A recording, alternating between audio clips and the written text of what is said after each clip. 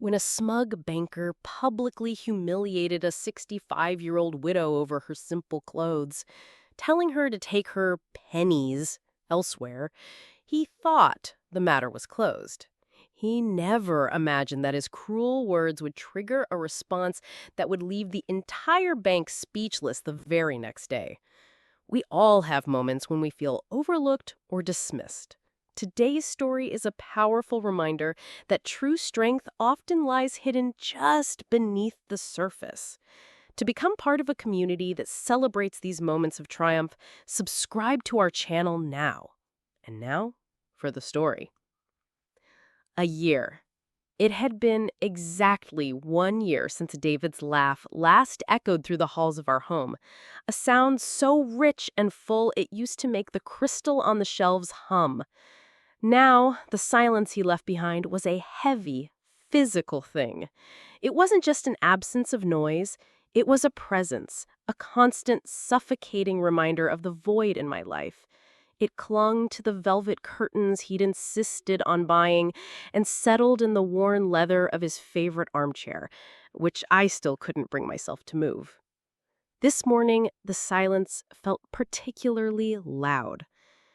To honor him, to fight back against that crushing quiet with something beautiful and enduring, I decided today was the day. Today, I would finally bring our shared dream to life. The Eleanor and David Warner Foundation for the Arts, a fund dedicated to helping gifted children from low-income families, kids who had the fire of talent but not the fuel of means, kids just like David had been, a brilliant boy with paint-stained fingers and holes in his shoes. I pulled out the preliminary paperwork from the mahogany desk in his study. My hands trembled slightly as I looked at the numbers on the page, a staggering 9-figure sum I was preparing to move. To the world, it was a fortune, a testament to a lifetime of shrewd investments and relentless work. But to me, sitting in the silent house, it was just ink on paper, meaningless until it could serve a purpose. As a tribute to David, however, it meant everything. It was the final love letter I could write him, a legacy built not of stone, but of opportunity for others. I didn't bother changing. What was the point? I pulled on my favorite old tweed coat, the one David always said I looked like a stern but brilliant literature professor from a forgotten novel. It was comfortable, familiar. It felt like his arm around my shoulders. I slipped on my most sensible walking shoes, the ones that had carried me through countless cities as we scouted for new business ventures. I wasn't going to the bank to impress anyone. I was on a mission for him and for the children who would carry his spirit forward.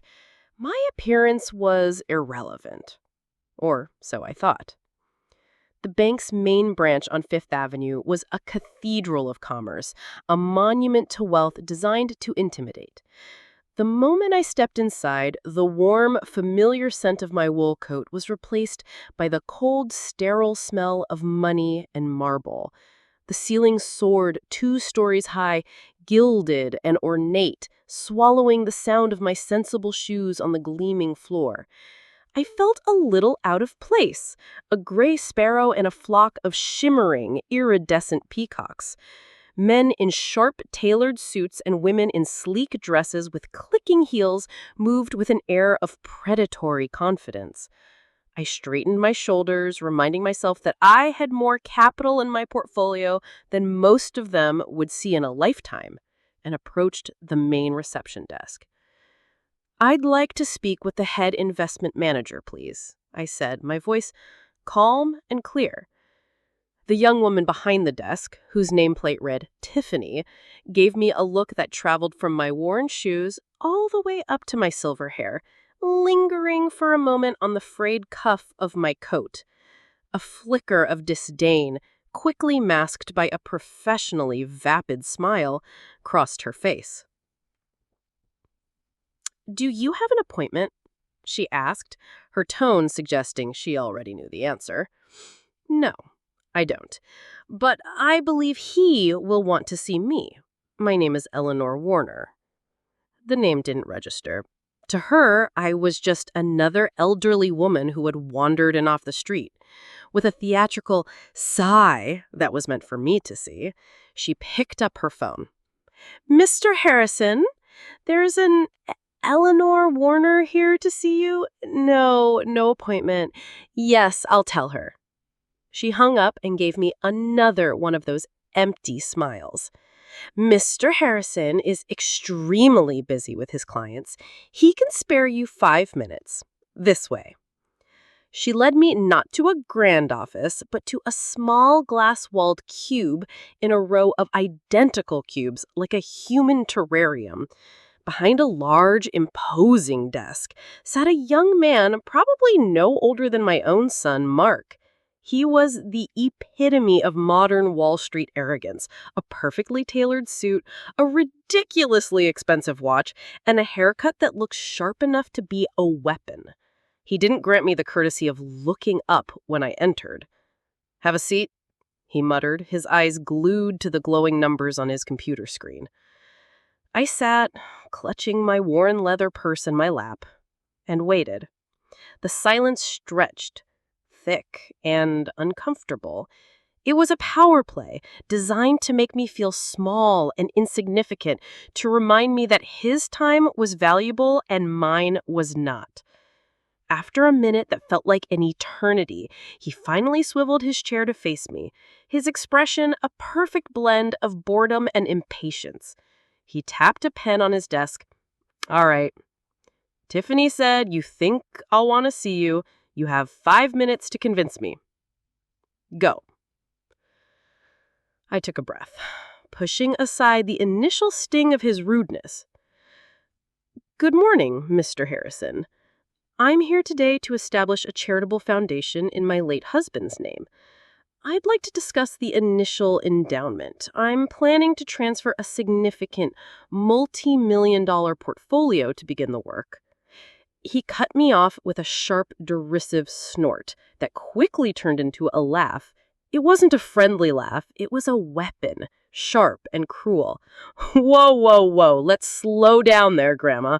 He gestured vaguely at my coat with his expensive pen.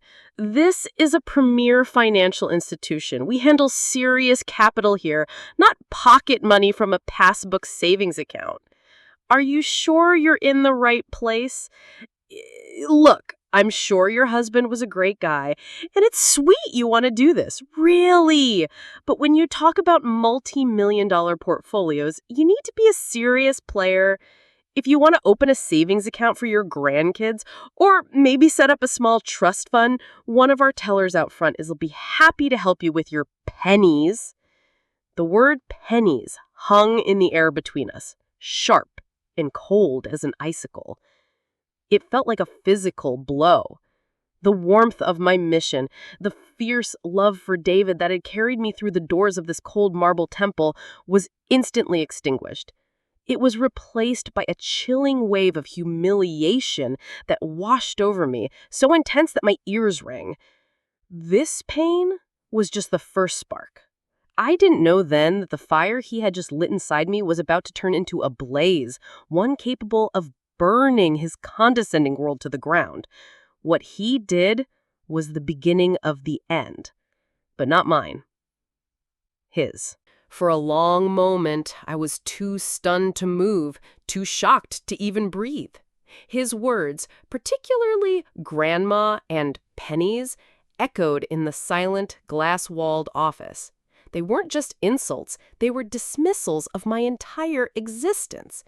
I could feel the blood drain from my face, a cold wave of pure humiliation washing over me.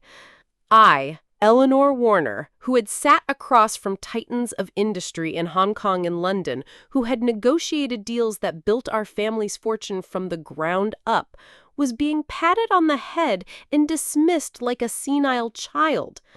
I took a slow, deliberate breath, forcing the air into my tight chest. When I spoke, my voice was dangerously quiet, stripped of all emotion. "You misunderstand," I said, my tone as sharp and cold as the marble floor outside. "I am not here to open a savings account. I am here to establish a fund. A multi-million-dollar fund. He stared at me for a second, his condescending smirk faltering, as if he was genuinely surprised I could still form a sentence. Then he threw his head back and let out a laugh so loud and obnoxious it seemed to bounce off the glass walls of his tiny cube. A few heads turned in the bullpen outside. He was making a spectacle of me.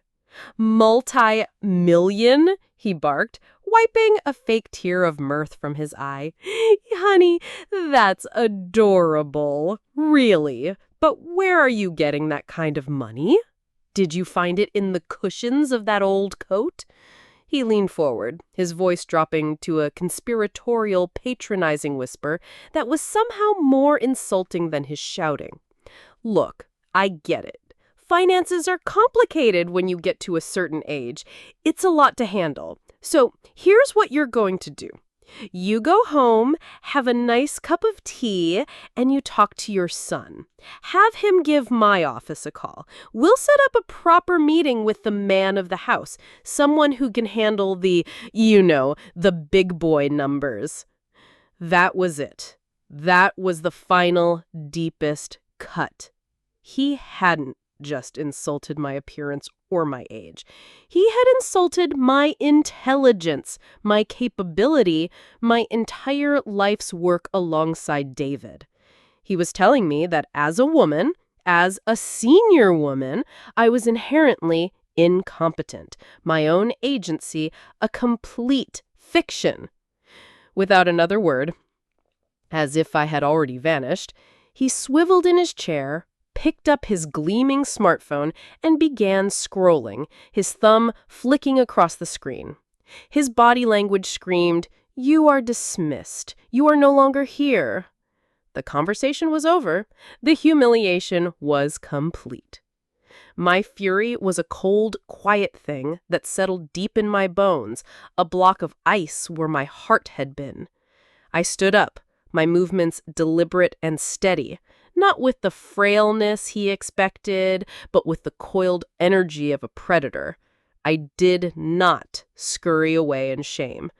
I adjusted my tweed coat, a silent gesture of gathering my armor around me. I met his dismissive gaze in the reflection of the glass wall for a brief, final moment. Then I turned and walked out of his office with my head held high. His faint chuckle followed me out into the grand lobby, but it sounded different now. It sounded like a starting pistol. The long walk across the marble floor was excruciating. I felt dozens of eyes on me, the tellers, the other customers, the bankers in their glass cubes. I imagined they all saw what Harrison saw, a confused old woman who had wandered into a world where she didn't belong. The shame burned, but beneath it, the ice block of my anger was hardening, sharpening its edges. I pushed through the heavy glass doors and stepped out onto Fifth Avenue. The cold December air hit my face like a tonic, a shock of reality that cut through the fog of humiliation. The pain was still there, a raw, open wound, but it was crystallizing into something else, something hard, clear, and powerful. He hadn't just insulted me. He had insulted David's dream. And he had just made the biggest mistake of his very short, very smug career. As I walked away from that bank, I felt the sting of humiliation transform into something different, something cold, sharp, and absolutely resolute.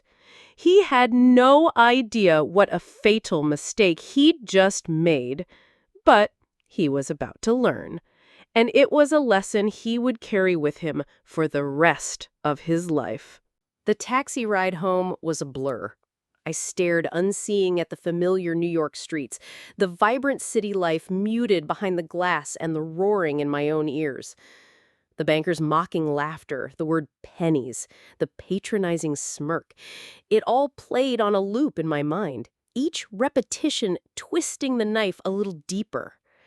By the time I walked through my own front door, the solid oak felt like a gateway to a sanctuary.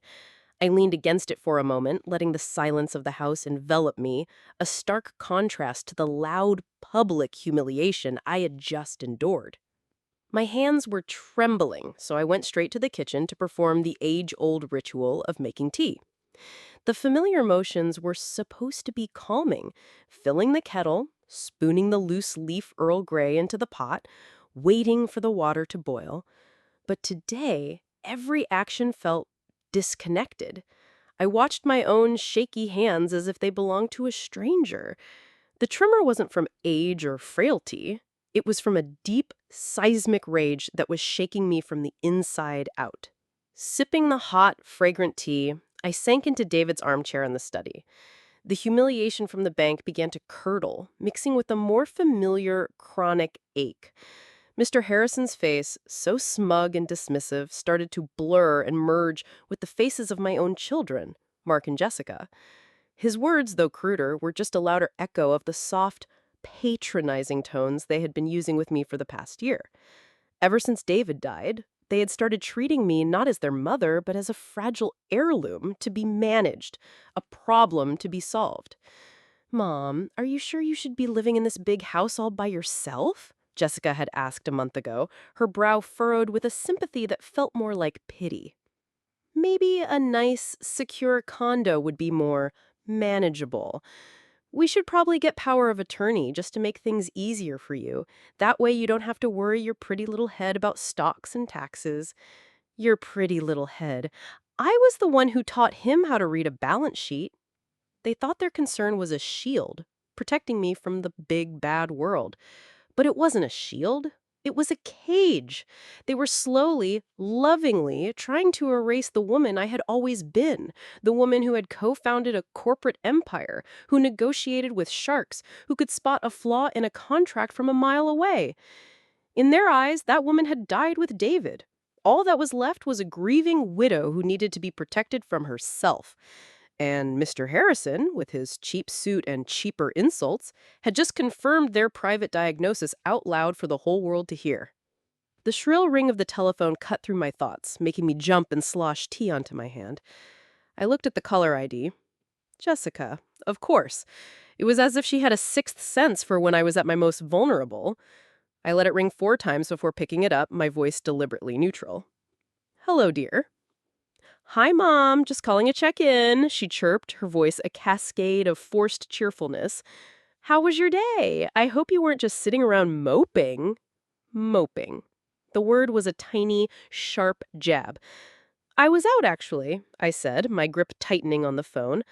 "I had a meeting at the bank." The silence on the other end was immediate and heavy with disapproval. "The bank," Jessica's voice dropped, the cheerfulness vanishing, replaced with that weary, long-suffering tone she used when I did something she deemed inappropriate. "Oh, Mom, why? We talked about this. You don't need to be dealing with all that complicated financial stuff. That's what Mark and I are for. Just rest, please. Let us handle everything." And there it was. The final straw, the exact same sentiment as the banker, just wrapped in a bow of familial concern. Let the adults handle it. The rage inside me, which had been a trembling tremor, suddenly solidified. A profound, shocking clarity washed over me. The pain vanished. The humiliation evaporated. All that was left was a core of pure, unadulterated, ice-cold resolve. They all saw the same thing. A helpless old woman. It was time to show them who I really was. But there was one person who had never seen me that way. One person who had been there when David and I were just 2 ambitious kids with a dream. A person who had drafted our very first business plan on the back of a napkin in a dusty diner. Robert. My lawyer for over 30 years, but more than that, my friend, my strategist, the keeper of secrets and the architect of our defenses.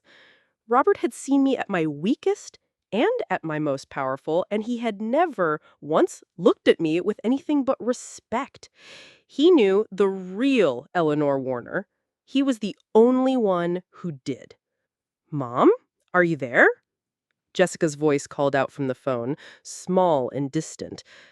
I looked at the phone in my hand as if it were an ancient artifact. Then I pressed the end call button without another word, cutting her off mid-sentence. My fingers, no longer shaking, moved with practiced ease through my contacts. I found his name, Robert, and I pressed dial. The phone barely completed a full ring before he answered, his voice a familiar, gravelly baritone. "Robert speaking." "Robert, it's Eleanor," I said, and my voice was different now. The wavering uncertainty was gone, replaced by the crisp, no-nonsense tone I used to use in the boardroom, the tone of a woman who was about to move mountains. There was a brief pause on the other end. He could hear it too. "Eleanor, it's good to hear your voice. Everything all right?" His question was layered with the cautious concern of a man who had been my friend and confidant through decades of triumphs and tragedies. "Everything is about to be," I stated calmly. "I have an urgent matter, Robert. I need you to find out everything you can about the ownership of the First Central Bank building on Fifth Avenue, the main branch. I want to know who owns it, if they're willing to sell, and what their asking price is." The silence on the other end of the line was so profound I could hear the faint hum of his office lights.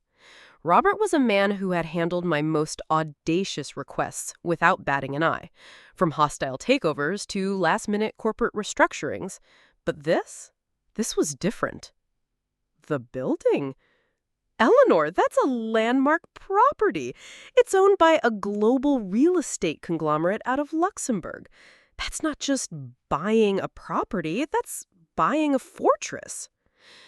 "Every fortress has a price," I replied, my voice as cold and hard as a diamond. "I'm not interested in the difficulties, Robert. I'm interested in the result. I want to buy it, and I want the deal closed by the time the bank opens for business tomorrow morning."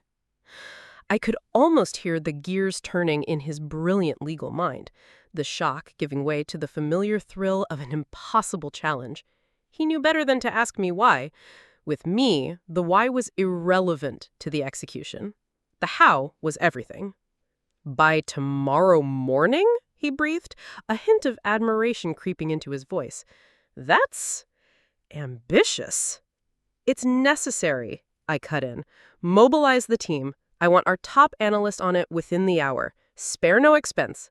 I'll be transferring the necessary liquid capital to our primary holding account. You'll have everything you need. Just make it happen." "Consider it done," he said. And just like that, the game was afoot. The rest of the night was a whirlwind of controlled chaos, orchestrated from the quiet of David's study. The room transformed from a place of grief into my personal war room. My laptop was open, displaying encrypted emails and financial reports. My phone was permanently attached to my ear, a conduit to a small army of lawyers and analysts Robert had assembled. I wasn't the frail old woman from the bank anymore. I was General Warner commanding my troops. Conference calls stretched late into the night. I listened as my team in New York connected with negotiators in London, who, in turn, were waking up contacts in Asia to put pressure on the Luxembourg Fund. I was sharp, focused, and utterly ruthless. "Their initial offer is a non-starter," I snapped during one call around 2 a.m., looking at the figures on my screen. "They're testing us. Robert, counter with a number 20% higher than their highest valuation, but make it an all-cash offer closing in 6 hours. No contingencies. Put them on the back foot." A young analyst, his voice nervous, chimed in. "Ma'am, that's an incredible premium." "It's the price of speed," I interrupted, my tone leaving no room for argument. "And it's a price I'm willing to pay. Execute." I didn't feel a moment of fatigue. The anger had burned away, leaving behind a pure, clean energy that felt more potent than sleep. With every document I reviewed, with every decisive command I gave, I was reclaiming a piece of myself. I wasn't just doing this to punish a single arrogant man. I was doing it to remind myself of who I was. The world and my own family had tried to put me in a box labeled old, sad, and helpless. Tonight, I was building a battering ram to smash that box to pieces. Just as the first pale light of dawn began to streak the sky, turning the black of the Hudson River to a soft, hazy gray, my private line rang. It was Robert. "It's done," he said, his voice laced with weary triumph. The fight, but the all-cash, no-contingency offer was too good to refuse. The wire transfers are complete. The preliminary documents are signed. "Eleanor, you are now the owner of the First Central Bank building on Fifth Avenue." I closed my eyes, a slow smile spreading across my face. It wasn't a smile of malice or even revenge. It was a smile of profound, bone-deep satisfaction. The sun was rising on a new day. As I signed the final digital document, a sense of incredible calm washed over me. The game had officially begun. Tomorrow morning, the masks would be torn away, and Mr. Harrison would see my true face. And that was going to be a spectacle he never, ever expected to witness. I slept for exactly 2 hours, but it was a deep, dreamless sleep. When I awoke, the exhaustion of the night was gone, replaced by a singular, electrifying focus.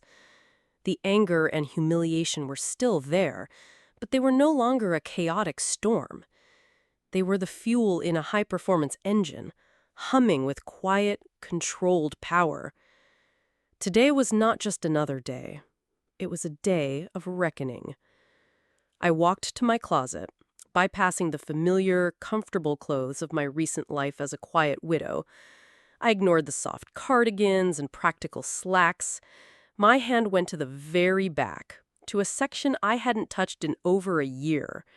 There, preserved in a garment bag, was my armor. A bespoke pantsuit in a striking shade of ivory, tailored to perfection. The fabric was a heavy Italian crepe that felt cool and substantial against my skin.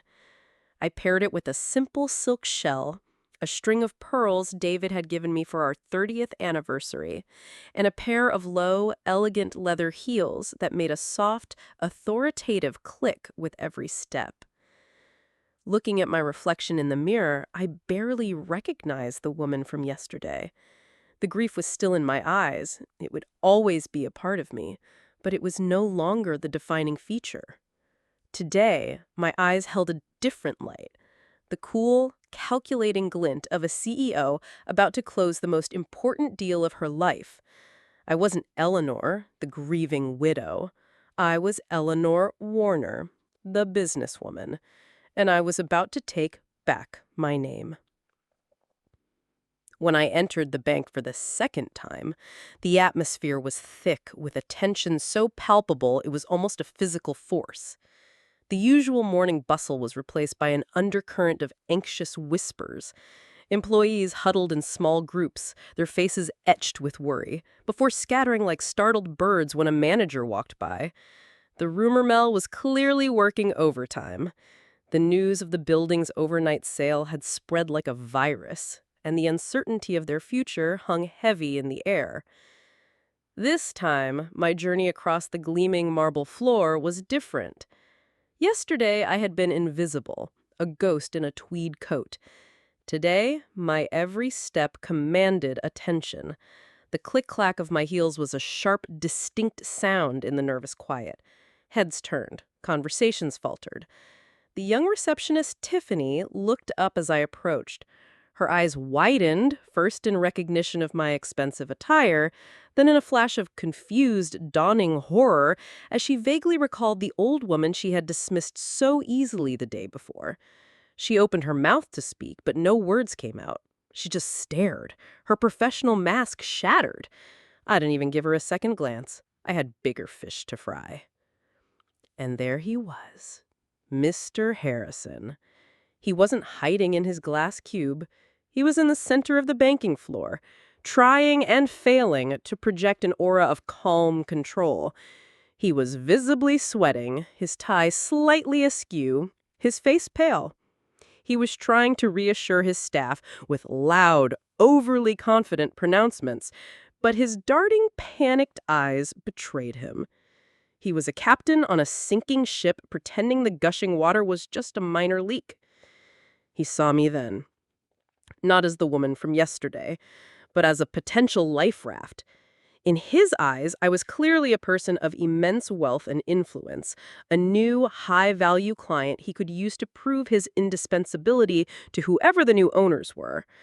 A desperate, hungry light entered his eyes. He straightened his tie, plastered a sickeningly sweet smile on his face, and began to stride toward me, leaving his anxious staff behind. "Good morning, madam," he exclaimed, his voice dripping with an oily charm that made my skin crawl. "I don't believe we've had the pleasure. I'm Richard Harrison, the head investment manager for this branch." He extended a clammy hand. "It's a bit of a hectic morning here, as you can see, but never too hectic for a client of your caliber. How can I be of service to you today?" I let his words hang in the air, thick and cloying. I didn't take his hand. I simply stood there, my hands clasped loosely in front of me, and looked directly into his eyes. I let the silence stretch, forcing him to hold my gaze. I watched as his practiced, charming smile began to twitch at the corners. I saw the first flicker of confusion in his eyes as he tried to place my face. It wasn't registering. He was trying to reconcile the powerful, impeccably dressed woman before him with something else. A flicker of a memory. And then it happened. I saw the exact moment the connection was made. The gears in his brain clicked into place with almost an audible clang. His eyes widened, the fake charm instantly evaporating, replaced by a wave of disbelief. The disbelief gave way to dawning comprehension, and the comprehension curdled into pure, undiluted terror. The color drained from his face, leaving it a sickly, waxy white. He finally saw me. He saw the grandma, he saw the pennies, and he saw the woman standing before him now, and his mind simply could not bridge the gap. His jaw went slack. The hand he had extended fell limply to his side. The entire bank, which had been buzzing with nervous whispers, fell deathly silent. Every single employee was frozen, their eyes locked on the silent, terrifying drama unfolding in the middle of the floor. When he finally recognized me, the world seemed to stop for him. His carefully constructed facade of arrogance and self-importance crumbled into dust right before my very eyes, like a house of cards in a hurricane.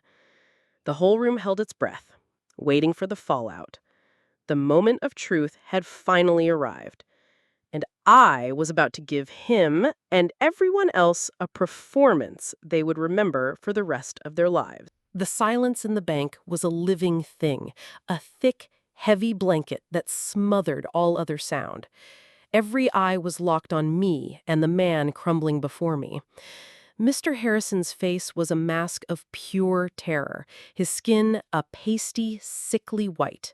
He looked like a man who had just seen a ghost, and in a way he had. The ghost of a colossal misjudgment returned to haunt him. I let him stew in that silent, agonizing moment for a few seconds longer, allowing the full weight of the situation to crush him. Then I spoke. My voice, when it came, was not loud, but it was clear, calm, and imbued with an authority that cut through the silence and reached every corner of the vast marble hall. "Good morning," I began, my gaze sweeping across the stunned faces of the employees before settling back on Harrison. "For those of you who don't know me, my name is Eleanor Warner, and as of 6:05 a.m. this morning, I am the new owner of this building." A collective, audible gasp rippled through the staff. Jaws dropped, eyes widened. The whispered rumors had been one thing. The reality, standing before them in an ivory suit, was something else entirely. I turned my full attention back to the man in front of me, my personal antagonist in this brief but pivotal drama. Mr. Harrison, I said, my tone becoming clinical, as if I were dissecting a failed business strategy. Yesterday, in your office, you referred to me as Grandma. You told me this was an institution for serious capital and advised me to go home and have a man, my son, perhaps, handle the big boy numbers for me. You concluded that I was a woman with nothing more than pennies in her purse. I took a single, deliberate step closer. He flinched.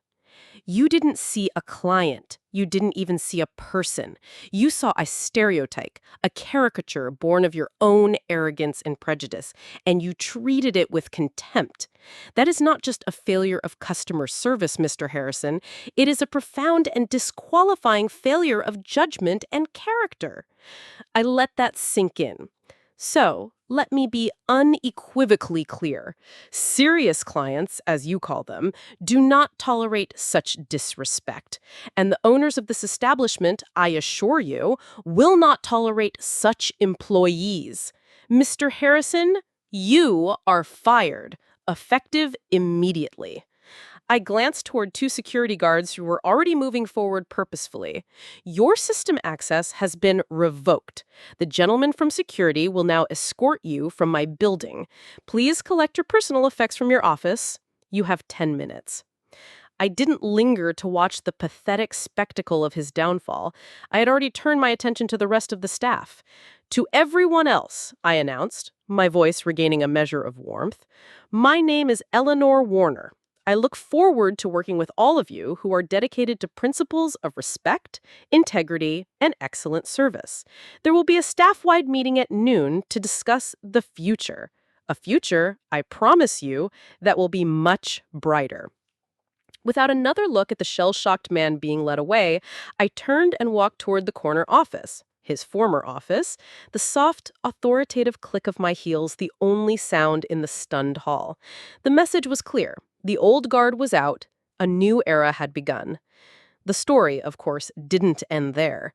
By lunchtime, a video of the confrontation, likely filmed by a quick-thinking employee, was already going viral. The headline, "Banker Fired by Grandma Who Bought the Bank," was plastered across every social media platform. My phone began to ring incessantly. The first call I took was from Jessica. "Mom, I, I, I saw a video." She stammered, her voice a mixture of awe and terror. "I had no idea." "Yes, dear," I said calmly. "It appears very few people did." The conversation was short. The power dynamic in our relationship, once skewed by her loving condescension, had been permanently and irrevocably reset. The following week, the Eleanor and David Warner Foundation for the Arts held its first board meeting in the bank's largest conference room. I announced its first official act, a $10 million endowment from my personal funds. The dream I had walked in with a few days prior, the dream that had been met with such scorn, was now a reality nurtured in the very building where it had been mocked. Sitting at the head of the long mahogany table, surrounded by people dedicated to building a legacy of hope, I felt a sense of peace I hadn't felt in a year. The victory wasn't in the firing of one arrogant man, it was in the rebuilding of myself. I had walked into that bank a grieving widow, and I had walked out an owner, not just of a building, but of my own life, my own power, and my own future. And that was a foundation worth building on.